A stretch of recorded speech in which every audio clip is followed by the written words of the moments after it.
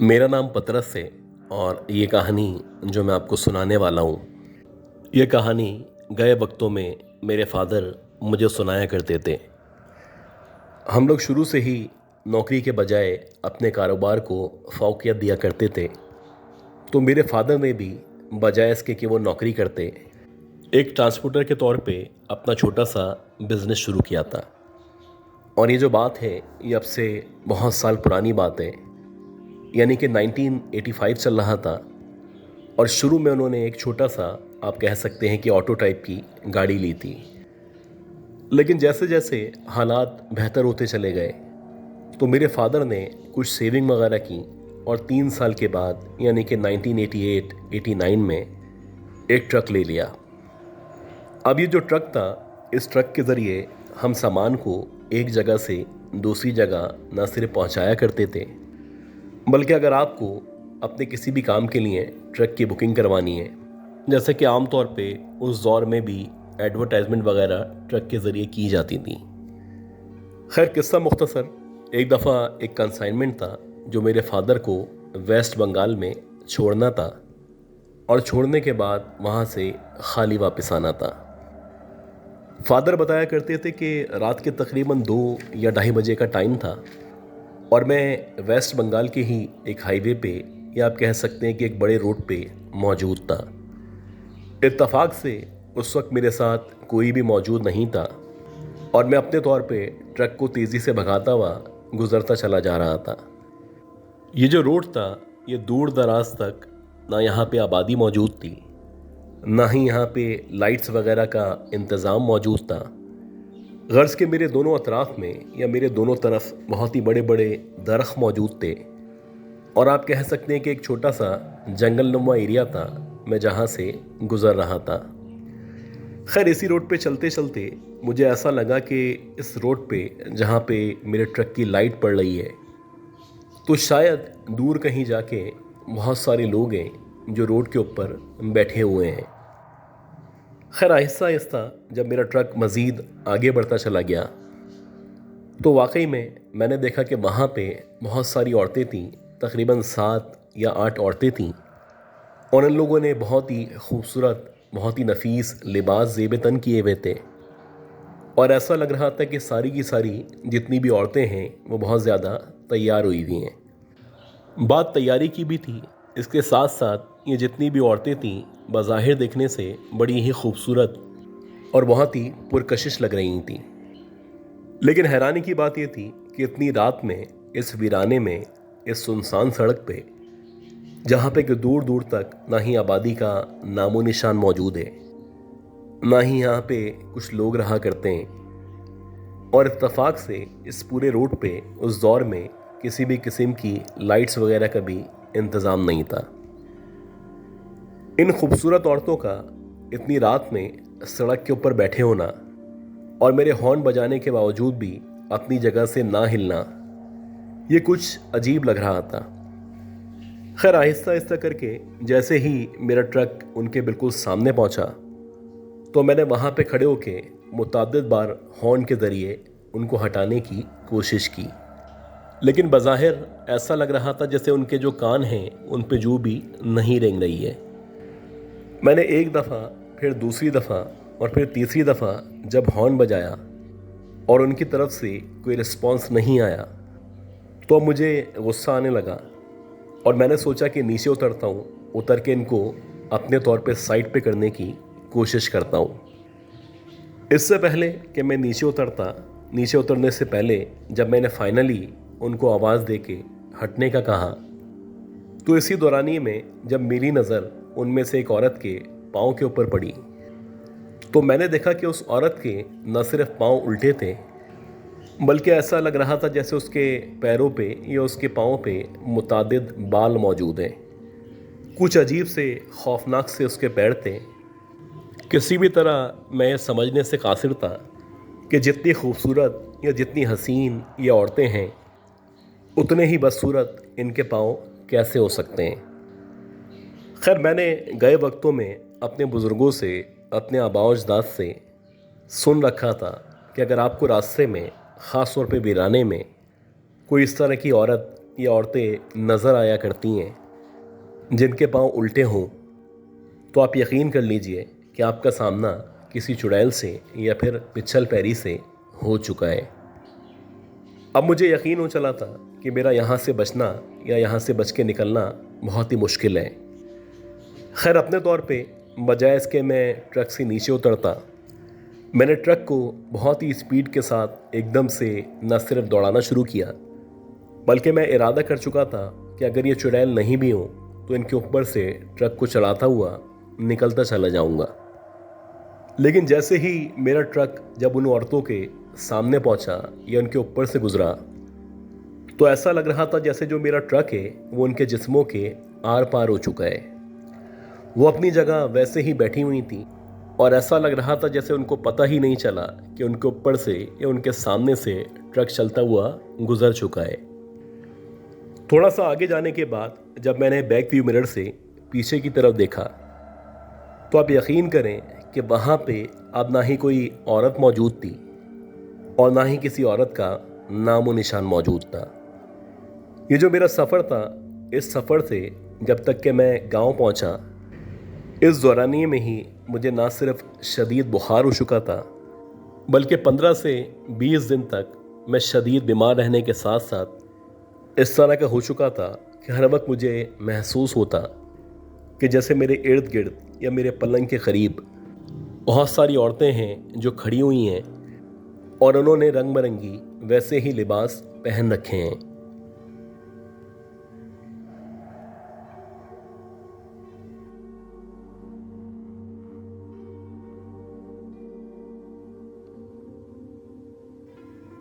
मेरा नाम सायरा रिजवी है और जो वाक़या मैं आपके साथ आज शेयर करने वाली हूँ, ये अब से तकरीबन 11 या 12 साल पहले हमारे साथ पेश आया था। हुआ कुछ इस तरह से था, क्योंकि मेरी शादी हो चुकी थी, तो शादी होने के बाद मैं ज़ाहिर सी बात है अपने शौहर के साथ या अपने बच्चों के साथ अपने ससुराल में या अपने सेपरेट घर में मुक़ीम थी। जबकि जो मेरा मैका था वो कराची के अंदर एक जगह है नॉर्थ नाज़माबाद, वहाँ पे मौजूद था। अब 2013 चल रहा था और मेरी मदर की डेथ हो चुकी थी। तो मेरी मदर की जो डेथ हुई थी, उसी वजह से मैं अपने मैके अपने बच्चों के हमरा रुकने गई हुई थी। और ये जो हमारा मैका था उसमें कुछ इस तरह से था, यानी कि जो ग्राउंड फ्लोर था वहाँ पे मेरे पेरेंट्स रहा करते थे और मेरे पेरेंट्स के साथ साथ जो मेरा छोटा भाई है वो वहीं पे रहा करता था। जबकि जो उसके ऊपर वाला फ्लोर था, उस फ्लोर के ऊपर जो मेरा सबसे बड़ा भाई था वो अपने बीवी बच्चों के हमरा रहा करता था। खैर, उसी दौरानिए में जबकि मैं अपने मैके गई हुई थी, तो जो मेरी दूसरी बहन है, जो कि मेरी छोटी बहन है, वो भी अपने बच्चों के हमरा वहाँ पे रुकने के लिए पहुँच चुकी थी। ज़ाहिर सी बात, एक सोग का माहौल था और मेरी जो खाला थी वो भी वहाँ पे रुकने आई हुई थी। तो हम उस गम से ही निकलने की कोशिश कर रहे थे। अक्सर ऐसा होता था कि रात के औकात में जो ड्राइंग रूम था, हम लोग वहाँ पे जाके बैठ जाया करते थे और काफ़ी देर तक अपनी मरहूमा वालदा के बारे में या दीगर बातें डिस्कस किया करते थे। तो वैसे ही एक रात थी और रात के तकरीबन 2 सवा 2 बजे का टाइम था। हम लोग 4-5 बड़े और इसके अलावा कुछ बच्चे खाला के हमरा ड्राइंग रूम में मौजूद थे। अब ये जो ड्राइंग रूम है, यहाँ से अगर आप बाहर की तरफ देखें तो वहाँ पे एक लॉन कह सकते हैं मौजूद है।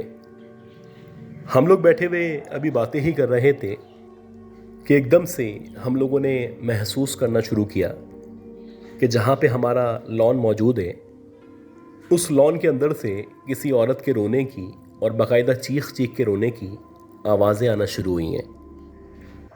ये जो आवाज़ें थीं, ये इतनी वाज़ेह और इतनी क्लियर आवाज़ें थीं कि हम चाहने के बावजूद भी इनको नज़रअंदाज नहीं कर सकते थे। लेकिन क्योंकि हमारे साथ बच्चे भी मौजूद थे और फिर एक वैसे भी गम का माहौल था, तो हम लोगों ने उसके ऊपर ज़्यादा गौर नहीं किया। 15-20 मिनट तक हम लोग इस बात को टालने की कोशिश करते रहे। लेकिन जैसे जैसे वक्त गुजर रहा था, वो जो भी औरत थी जो लॉन के अंदर या उसके बाहर की तरफ आहो बका कर रही थी, उसकी जो रोने की आवाज़ें थीं वो मुसलसल बढ़ती चली जा रही थी। और बिला आखिर सब्र कर कर के एक वक्त ऐसा आया कि हम लोगों ने सोचा कि बाहर निकलते हैं, बाहर जाके चेक करते हैं कि आखिर कौन औरत है जो सहन के अंदर या लॉन में मौजूद है और इस कदर बुरी तरह से रोना शुरू हो चुकी है। अब जाहिर सी बात, एक खौफ था, वहशत हम पे तारी थी। और सबसे बड़ी बात यह है कि हमारे साथ बच्चे भी मौजूद थे। खैर, हम लोगों ने थोड़ा सा हौसला दिखाया और बाहर जाके आहिस्ता आहिस्ता करके लॉन की तरफ और आगे पीछे देखना शुरू किया। तकरीबन बारी बारी करके पूरा एरिया, पूरा लॉन, आप कह सकते हैं कि पूरा घर छान मारा, लेकिन ना ही वो औरत नज़र आई जो रो रही थी और ना ही उसकी कोई निशानी नज़र आई। काफ़ी देर तक जब हमें उसका कोई सुराग ना मिला तो बिला आखिर हम सारे के सारे घर में आ गए और मुख्तलिफ बहानों से हम लोगों ने सोने की तैयारी शुरू कर दी। हम नहीं चाहते थे कि जो हमारे साथ बच्चे मौजूद हैं इनके जहनों पे भी किसी भी किस्म का खौफ तारी हो। खैर, करवटें बदल बदल 1-1.5 घंटे के अंदर अंदर जब हम लोगों की आंख लगी तो उसके कुछ देर बाद मुश्किल से 1 या 1.5 घंटा, या आप कह सकते हैं कि 2 घंटे मज़ीद गुजरे होंगे कि एकदम से हम लोगों की एक ज़ोरदार धमाके से आंख खुली। और जैसे ही हमारी आंख खुली तो हमारे घर में मुकम्मल तौर पे अंधेरा हो चुका था और ऐसा लग रहा था जैसे लाइट जा चुकी है। वाकई में ऐसा ही था। न सिर्फ हमारे घर की बल्कि पूरे एरिया की न सिर्फ लाइट जा चुकी थी, बल्कि इसके साथ साथ जो हमारा मीटर था या जो भी हमारे तार वगैरह थे उनमें भी आग लगी हुई थी। अब जब हम लोगों ने जैसे तैसे करके बाहर निकल के लोगों को देखना शुरू किया या मोहल्ले के जो भी हालात थे उन पे नज़र डालना शुरू की, तो हैरानी की बात ये थी कि जितने भी लंबे लंबे बड़े बड़े तार थे जो कि के इलेक्ट्रिक की तरफ से लगाए जाते हैं, वो सारे के सारे भी नीचे गिरे हुए थे। और कुछ तार तो ऐसे थे वो इस कदर दूर जाके गिरे थे जैसे कि वाकई में कोई बहुत बड़ा सा धमाका हुआ हो। खैर, एक अजीब सूरत हाल हमारे सामने दरपेश थी और अब समझ नहीं आ रहा था कि जो कुछ हुआ है, ये जो धमाका हुआ है, इसकी बिला आखिर क्या वजह है। अब अपने तौर पे हम यही समझ रहे थे शायद कोई इलेक्ट्रॉनिकल फेलियर होगा, लेकिन अगर कोई फेलियर हो भी तो भला हमारे घर के मीटर में या हमारे घर में और इसके साथ साथ जो भी तार बाहर मौजूद हैं उन सब में एक साथ से आग कैसे लग सकती थी। अव्वल तो वैसे ही हम सब पे खौफ तारी था और उसके बाद ये जो हाल था, यानी जो अंधेरा हो चुका था, तो हमारे साथ साथ जितने भी मोहल्ले वाले थे वो सारे के सारे डरे हुए थे।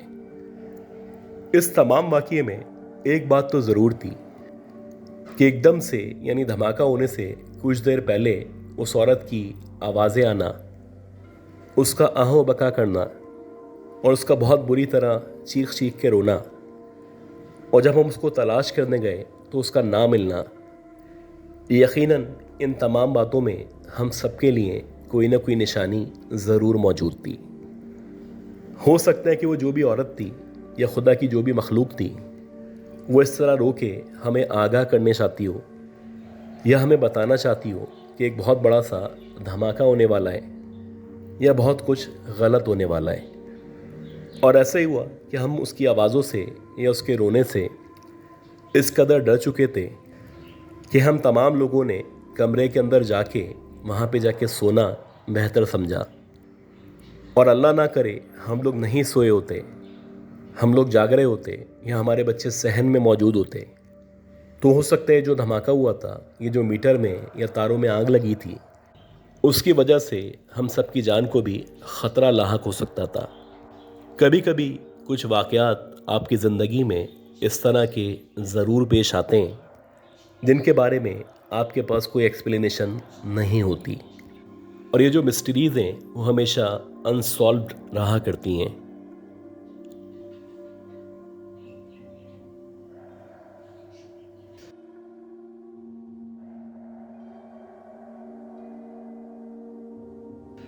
अच्छा, आज का ये जो लास्ट वाक़या है, ये वाक़या हमें निसार साहब ने कराची शहर से शेयर किया है।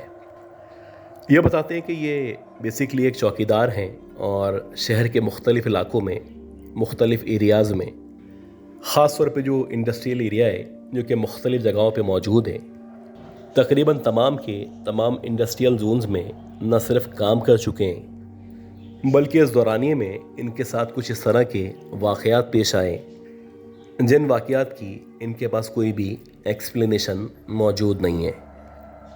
जैसे कि बताते हैं कि ये अब से तकरीबन 9 साल पहले एक एरिया है, साइट इंडस्ट्रियल एरिया, उस एरिया में एक फैक्ट्री के अंदर चौकीदार की नौकरी किया करते थे। तो अक्सर जब इनके ड्यूटी आवर्स ख़त्म होते, रात के तकरीबन 12 साढ़े 12 बजे का टाइम हो रहा होता था। अब क्योंकि ये ख़ुद नाज़माबाद में रहा करते थे, तो नाज़माबाद से जो साइट एरिया का डिस्टेंस है वो तकरीबन आप कह सकते हैं कि 4 या 5 किलोमीटर के दरमियान है। ये बताते हैं कि वैसे ही एक रात थी और रात के 12 साढ़े 12 बजे जब मैं अपनी साइकिल पे अपने घर के लिए रवाना हुआ, तो हल्की हल्की सी फुहार पड़ रही थी और आप कह सकते हैं कि हल्की हल्की सी ठंड हो रही थी। जैसे ही मैं फैक्ट्री से बाहर निकला तो करीब व जवार में, या आप कह सकते हैं कि अतराफ़ में, न बंदे मौजूद थे, न ही बंदों का नामो निशान मौजूद था। मुकम्मल तौर पे पिन ड्रॉप साइलेंस थी, दूर दूर तक सन्नाटा था और इत्तफाक से लाइट भी गई हुई थी। खैर, जैसे ही मैं नाज़माबाद की तरफ मुड़ने के लिए मैंने वो जो यू टर्न था वहाँ से अपनी साइकिल को घुमाया, तो मैंने देखा कि सामने की तरफ यानी उल्टे हाथ पे ब्रिज के साथ जो रोड मौजूद है, वहाँ पे एक हसीन और जमील सी लड़की न सिर्फ खड़ी हुई है, बल्कि बज़ाहिर ऐसा लगता है जैसे उसने दुल्हन का लिबास पहन रखा है। अब ये जो एरिया है बेसिकली ये एक इंडस्ट्रियल एरिया है और यहाँ पे आमतौर पे लोग नहीं रहा करते। जो लोग रहा भी करते हैं उनके यहाँ पर्दे का या तमाम चीज़ों का बहुत ज़्यादा ख्याल रखा जाता है। रात के इस पहर में, इस सन्नाटे में, इतनी रात में, इस सर्दी में, इस खूबसूरत लड़की का या दुल्हन का वहाँ पे खड़ा होना, ये मेरी समझ से बिल्कुल बाहर था। खैर, जैसे ही मैं उस औरत के या उस लड़की के सामने पहुँचा तो एकदम से उसने मुझे हाथ के इशारे से रुकने का कहा। अब जैसे ही मैंने साइकिल उसके बिल्कुल सामने जाके रोकी, तो मेरा ख्याल था कि हो सकता है ये रास्ते का पूछे, किसी रक्शे का पूछे, या मुझसे पूछे कि यहाँ से ये रोड कहाँ जाता है। लेकिन बजाय इसके कि वो मुझसे सवालात करती, उसने हाथ के इशारे से मुझे कहा कि जैसे मुझे आगे जाना है। अब मैं वैसे ही साइकिल पे मौजूद था और साइकिल पे आप एक्सपेक्ट नहीं करते कि कोई आपसे लिफ्ट मांगेगा। खैर, उसने जब मुझे कहा तो मैंने कहा कि आप बैठना चाहती हैं तो पीछे बैठ जाएं। जैसे ही मैंने इशारा किया तो ऐसा लगा जैसे वो मुंतज़िर थी कि मैं इशारा करूं और वो साइकिल पे पीछे जाके बैठ जाए। बहरहाल वो साइकिल पे जाके बैठी और मैंने साइकिल को चलाना शुरू किया। लेकिन इत्तफाक की बात ये थी कि जब वो साइकिल पे बैठी और मैंने साइकिल को चलाना शुरू किया तो मुझे ज़रा बराबर भी साइकिल के ऊपर वज़न महसूस नहीं हुआ। मुझे ऐसा लग रहा था जैसे मैं पहले साइकिल चला रहा था वैसे ही अब भी चला रहा हूँ। शायद साइकिल पे कोई वज़न मौजूद नहीं है। अब मुझे बड़ी हैरानी थी, हालांकि मुझे अच्छी तरह याद है मैंने इस लड़की को न सिर्फ पीछे बिठाया था बल्कि इत्मीनान से साइकिल रोके रखी थी, और जब वो मुकम्मल तौर पे बैठ चुकी थी तो उसके बाद मैंने साइकिल को चलाना शुरू किया था। खैर, ये बहुत सारे सवालात थे जो ना सिर्फ मेरे जहन में मौजूद थे बल्कि कुछ अजीब कन्फ्यूजन थी जो मेरे अंदर क्रिएट हो रही थी। इसी दौरानिए में चलते चलते जब मैंने तिरछी निगाहों से पीछे की तरफ नज़र डाली तो आप यकीन करें कि पीछे जहाँ पे कैरियर मौजूद था उस कैरियर के ऊपर ना ही कोई लड़की बैठी हुई थी और ना ही मुझे उसका वज़न महसूस हो रहा था। कुछ देर तक तो मेरा दिमाग मुकम्मल तौर पे माऊफ रहा और मेरी समझ ही नहीं आया कि मेरे साथ हुआ क्या है। खैर उसके बाद से मैंने कोशिश शुरू कर दी थी कि जब भी उस रास्ते से, ख़ास तौर पे उस मोड़ से जब अपनी गाड़ी को मोड़ूंगा तो कोशिश करूंगा कि आयतल कुर्सी पढ़ते हुए वहाँ से गुजरूं।